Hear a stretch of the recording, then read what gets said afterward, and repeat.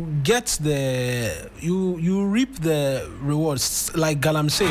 You get the gold, but the aftermath, that is we dying, our water's poisoned, our forestry destroyed, amongst many other things.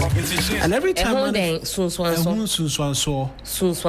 yeah. Well, everybody stay with police. Heavy. Man, where did you learn your account from? Just graduates and graduates, therefore you do all a whole when you're born in the ubenya na ehun sunsuanso na aka I many ubenya give it up now you cracked me up tobe ehun sunsuanso na aka you've na gotten the wealth through a bad means. The result is the aftermath. Got it. What you suffer after it. And so as they are mining, they are digging up the floor everywhere. They are digging in the Matra Makwe search for gold. That's what is resulting in all of the needless cancer cases and kidney related cases that we have. But we as well know that the minister, the Lands and Natural Resources Minister, yesterday was on the GTV breakfast show, and I don't know if this is an indication of a state of emergency that's going to come or not. But he says our rivers and forests will be declared security zones. Unless maybe we want to speak to a security expert as well this morning and find out what a security zone means and how different it will mean from the declaration of the state of emergency, because the lawyers know what the declaration of a state of emergency is. The process it's supposed to go through is supposed to conjunction with the Council of State. But who declares a security zone? How different will the declaration of a security zone be to declaring a state of emergency? Will it have the same effect in stopping the activities of illegal miners? These are some of the questions that we want to ask. But we want to take a listen to exactly what he had to say with respect to this security zone, after which perhaps we can begin to dissect properly exactly what it is that he said. So let's take a listen now to Emmanuel Amakofibua, who's our Minister for Lands and Natural Resources, exactly in his own words. The government has the power at its disposal to take steps to deal with this. And I think that if you had listened to me comprehensively, one is the policy reform, one is the stakeholder engagement, one is to deal with the water, one is to strengthen enforcement. All of these things that I'm talking about, why did we establish the Blue Water Guards? And now, just in the last week or so, the president has made it very clear that we are moving. The best in the morning is on 92. All the water bodies and the forest reserves are going to be national security zones. You know what that means? Stress zone, no go. And we are now preparing to deploy permanent security forces in these areas. The water guards? No, the water guard has been the first step. We've already trained 1,000. We are training more. We've deployed to the western, north, and they are making serious impact. What I'm saying is that the level of destruction that this new government came to meet, we are under no illusion that this is going to be solved in 8 months. But we are proud of what we are doing. We are seeing the progress. And at every time when we believe we have to strengthen what we are doing, we do. And that's exactly the point I'm making. The point I'm making is that we believe. And let me say that those who are really calling for the government to do more, we understand. This is a listening government, and we are going to do more, and we appreciate it. But let me tell you, those who don't even want them to be talking, is those political apparatchiks who have caused the damage that we are trying to solve. They should really give us some break and give us a room. These are the people who have given almost 20-something thousand licenses, unprecedented in the history of this country, to political operatives, open the floodgate of our forests to be destroyed. I told you 44 out of 288 forests is decimated. in this short period of time, let me give you some statistics. And so when those political pundits, and I'm not talking about people who genuinely want the government to do more, we appreciate it. And we are going to work hard to solve this problem. But, for the MPP, people who just damage this and we are trying to clean their act, they should give us a break. Listen, 1,400 arrests made in less than 8 months. Guess what? For almost 3 years, 845 arrests. Let me tell you how many people were prosecuted. 35. I'll give you statistics, okay? 440 excavators seized. Shamfans over 800. Now we've even given some to the Ministry of Agri. We are fighting this illegal money heads on. But, we want the people of Ghana to stay with us. And they should take it from us, our heart and our soul and our commitment and what we are doing.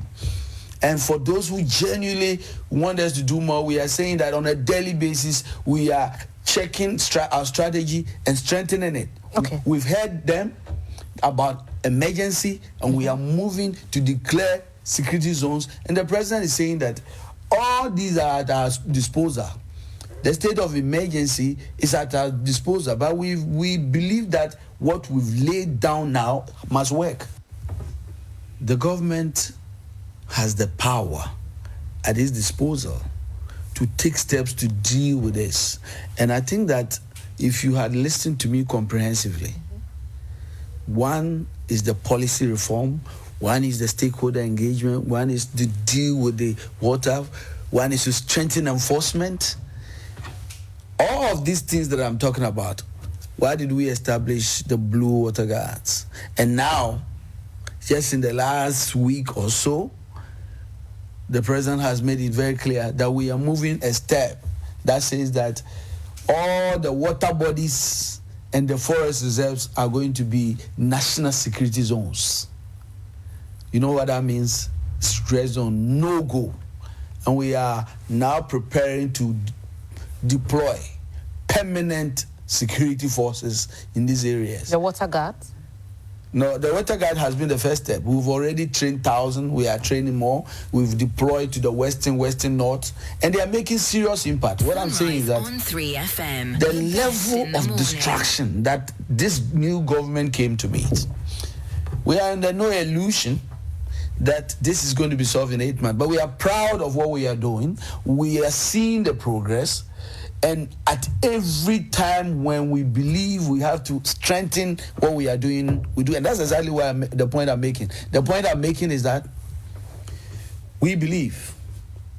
And let me say that those who are really calling for the government to do more, we understand. Now, this is a listening government, and we are going to do more, and we appreciate it. But let me tell you, those who don't even want them to be talking, is those political apparatchiks who have caused the damage that we are trying to solve. They should really give us some break and give us a room. These are the people who have given almost 20-something thousand licenses, unprecedented in the history of this country, to political operatives, open the floodgate of our forests to be destroyed. I told you 44 out of 288 forests are decimated. In this short period of time, let me give you some statistics. And so when those political pundits, and I'm not talking about people who genuinely want the government to do more, we appreciate it. And we are going to work hard until solve this problem. But, for the MPP, people who just damage this and we are trying to clean their act, they should give us a break. Listen, 1,400 arrests made in less than 8 months. Guess what? For almost 3 years, 845 arrests. Let me tell you how many people were prosecuted. 35. I'll give you statistics, okay? 440 excavators seized. Shamfans over 800. Now we've even given some to the Ministry of Agri. We are fighting this illegal money heads on. But, we want the people of Ghana to stay with us. And they should take it from us, our heart and our soul and our commitment and what we are doing. And for those who genuinely want us to do more, we are saying that on a daily basis, we are checking our strategy and strengthening it. Okay. We've heard them about emergency, and we are moving to declare security zones. And the president is saying that all these are at our disposal. The state of emergency is at our disposal, but we believe that what we've laid down now must work. So that's Amako Fibua explaining what the security zone would mean. Like we mentioned, we've heard from him now. I don't know what you make of it, but the big question will be how different this is from a declaration of a state of emergency. We're working the phone lines as well to engage the thoughts of a security expert on what a security zone would mean. But that's Amako Fibua. He's our Minister for Lands and Natural Resources, speaking yesterday. All credits to GBC Breakfast Show on GTV. That's where he was at, and what was making these comments. In all of this as well, they don't leave out the former administration and what he believes is. I saw you writing down some of the numbers as well in terms of the devastation. Just one that definitely piqued my interest, and the minister talks about some 44 out of 280 forest reserves completely decimated, meaning no longer viable, obviously no longer hosting biodiverse plants, and I mean completely gone, ravaged from the ills of Galamsey. That's crazy. It's crazy when you think about it. Very devastating. 44 forest reserves. Gone. 44 of our forests just completely decimated. He also makes the point that these areas are going to be security zones, water bodies and forests. Water bodies and forests will be security zones. That means a permanent deployment of security personnel. The difference that I can obviously point to would be the scope of the area. When you declare some of these areas as or they are part of the state of emergency, that goes beyond the water bodies and the forest to include certain districts and the like, meaning that the ramifications would extend beyond just the water bodies, would include persons living in and around the areas. He says also, this is a stat that I didn't put down, but it definitely stuck in my mind, that in the last 8 or 9 months, there have been 1,400 arrests so far. He says if you juxtapose that against the last 3 years, there were just over 800 arrests that were made, and of that number, only 35 prosecutions. What happened to the 800 plus or 800 other individuals who were arrested and not prosecuted?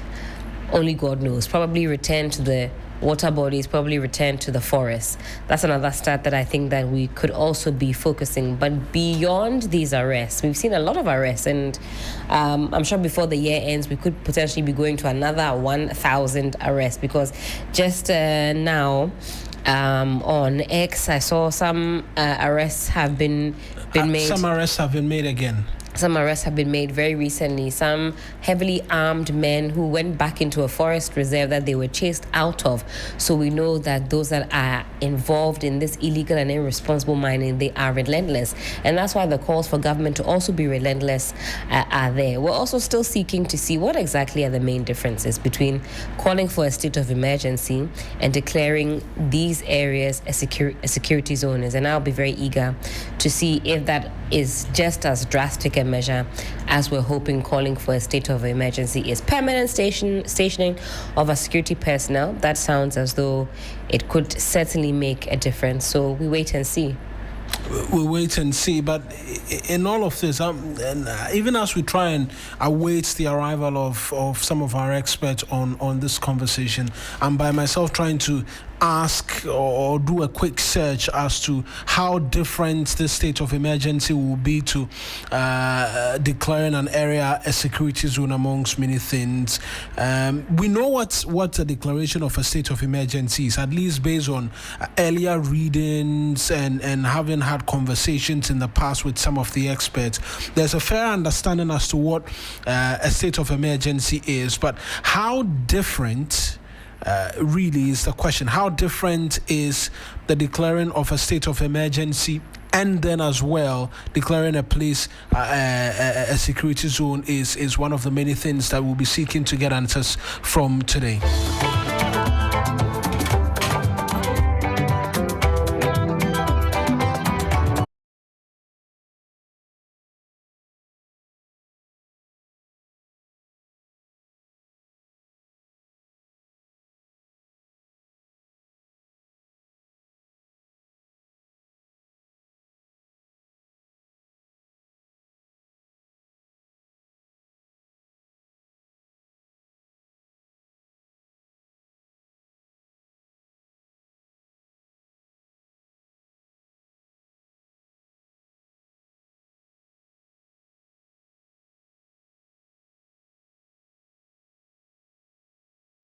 The state of emergency, as we know, a constitutional or legal declaration by government when there's a threat to national security, public safety, or order.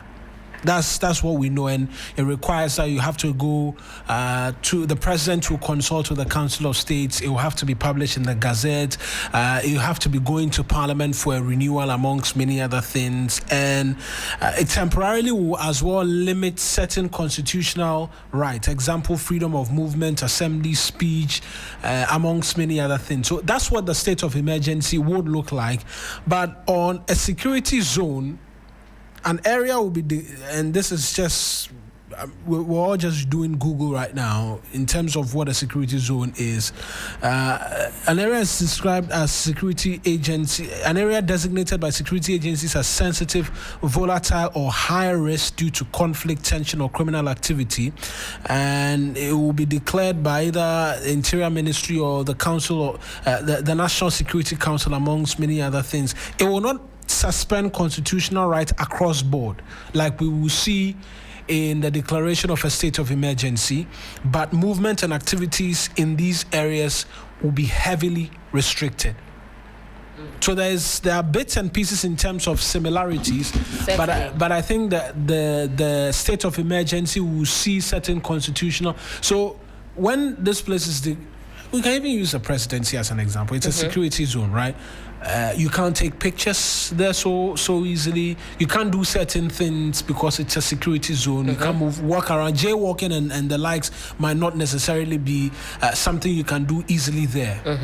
Constitutional rights are not suspended. Right. But when it comes to the state of emergency, constitutional right, then that one you say you cannot walk there, and amongst many other things, and that will be the expectation as well when that comes true. Certainly. Again, I repeat, I think it has to do with the scope as well, the area. Yeah. The area goes beyond just that's what the state of emergency goes beyond the water bodies and the forest reserves. You include people that live in the districts close by and so on and so forth. But it is a Thursday, Throwback Thursday. Are we seeking to refresh the memory of fellow Ghanaians on what exactly the president had to say about declaring a state of emergency? Because he was asked at that media encounter about 3 weeks ago now whether or not it's necessary. And he says, well, not everything has been exhausted. Not everything in the toolbox has been exhausted. Maybe this would be the last step before we get to the state of emergency. The last tool in the toolbox would be declaring these areas security zones. Yeah, let's hear from the president exactly in his own words. Actually, I've been reluctant to implement a state of emergency in the Galamsey fight because we've not exhausted the powers we even have without a state of emergency. We have the opportunity to arrest anybody, to confiscate any such thing. There are laws for forest protection and all that give us enough powers to be able to act. Implementing a state of emergency might sound nice, but it should be the last extreme, the last resort. So for now, let's exercise all the powers we have. And if it becomes necessary for a state of emergency, then we'll look at it. It means we have to go to Parliament. The president can't just declare a state of emergency without, going to Parliament, because there's a limit to how long you can maintain that state of emergency. And so I believe that we still have leverage to continue to fight Galamsey without necessarily implementing a state of emergency. It means that we have to delineate the areas where the state of emergency is operational. And if you look at the area where Galamsey is taking place, it covers several districts of our country. And so we would do it if it becomes necessary. But for now, I think that we've given the security services enough powers to be able to deal with people who are found to be involved in Galamsey. That's the president during that media encounter. But we've been joined on the phone lines just quickly by Senor Husi. He's a member of the Ghana Coalition Against Galamsey. Senor, many thanks. Unfortunately, it does appear we may have lost him on the telephone lines again. Just trying to pick quick thoughts as to the president's comments here and what we're learning of as well from the Minister for Lands and Natural Resources, that there will be our forests and river bodies will be declared as security zones. Now that he said it, the next question is, when is it happening?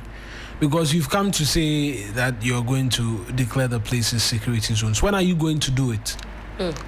If you have the intention, why should we wait? What is the inhibiting factor? What is inhibiting? He said he hasn't exhausted all the tools in his toolbox. No. Now I've even moved away from the president. I'm talking about the minister who yesterday says that we will soon declare these places security zones. What is stopping us from making that declaration right now? Let's connect with Senor Husi right now and get quick details from him. Mr. Sanyosi, I appreciate you speaking to us, but let's hear, perhaps you want to hear one more time exactly what the Lands and Natural Resources Minister had to say, and then we'll get quick responses from you. The government has the power at its disposal to take steps to deal with this.